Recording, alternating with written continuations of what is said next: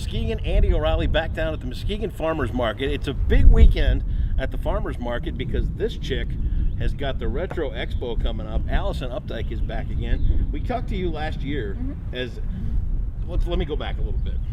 Before you took over the Farmers Market with the Retro Expo and all that, you put on an event down where the distillery is now. Yes.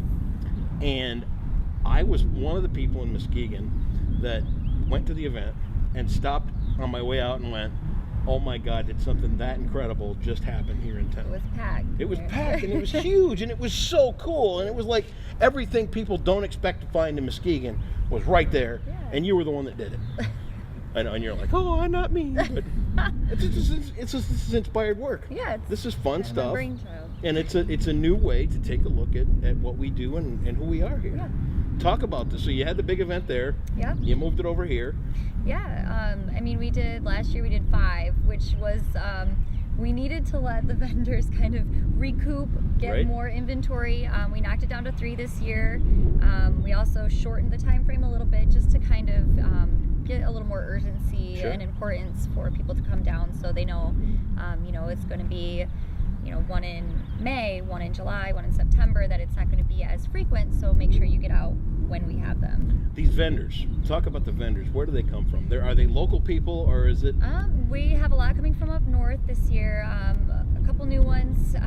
We have some people coming from over at the front porch, wanting to kind of just expand over here for just moving all their stuff around. And it's a big part of what you do too, is that you give people that might not find the front porch, which is a block away from here. Yeah. They might not know where it's at, but now they come to a common place and they find out more. Yeah, and it's a lot of different inventory too. So a lot of people just have so much that it helps to not have to necessarily move what they have over here to here, but to kind of dwindle down their inventory and start over again. And I've noticed something with people who collect, they can't stop. No, I know. So, I'm one of them. So they're always growing their collection, and then eventually running out of space and wanting to share it with everyone else.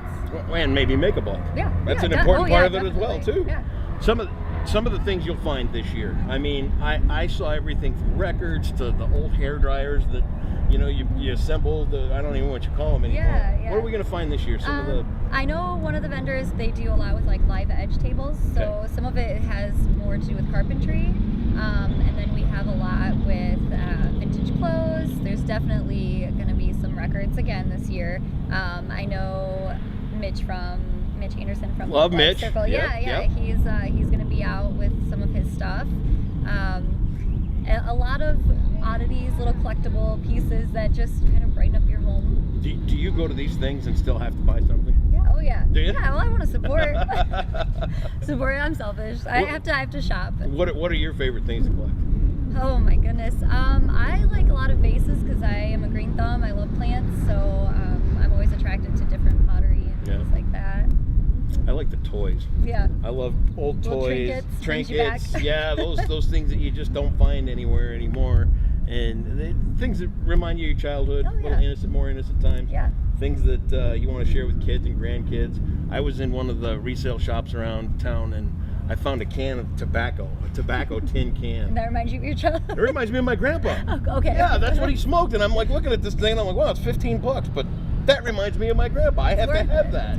Yeah. So it's those cool tchotchkes and knickknacks and things that you can put around, and then some stuff that you can be useful with too. Yeah, definitely. Absolutely. Are you still taking vendors?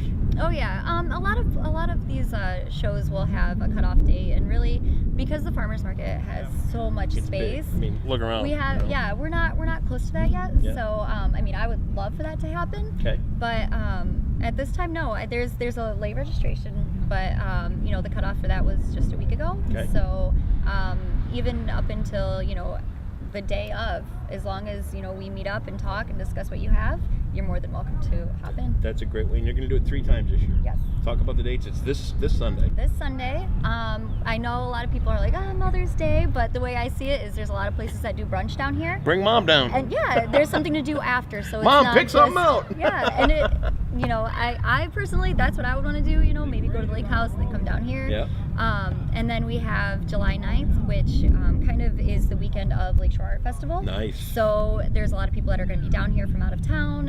It's kind of an extension. I know it goes right up here to the farmers market, so I'm hoping that we can kind of just piggyback off of that and bring people a little bit further. Perfect way to do it. Yeah, and then the last one is September 10th. Okay. We changed the date from it being last Sunday of every month. That was along with Allegan. Yep. A lot of vendors wanted to do both, and so we listened, changed the date. That's all you got to do. Yeah. Bend with a breeze a little bit. Yeah, definitely. Talk about you now. What are you doing other than putting on big expos and having fun? And plants. I mean, yeah, the newest venture, I suppose, is vintage furniture rental. Very cool. Down at the Century Club Ballroom. Very cool. Yeah, still sticking with that antique furniture. I can't get away from it. You're a go-getter, and that's what's important about having you down here again. And were the expos last year successful? Yeah. Would you say that they were? Yeah, it's success, I guess, is measured differently by everybody. For me, I had people who wanted to come back and shop, people who wanted to come back and be a vendor, and that to me is exactly the purpose it's supposed to serve. So if people want it, but keep doing it. Allison Updike, it's Retro Expo. It gets underway this Sunday down at the Muskegon Farmers Market.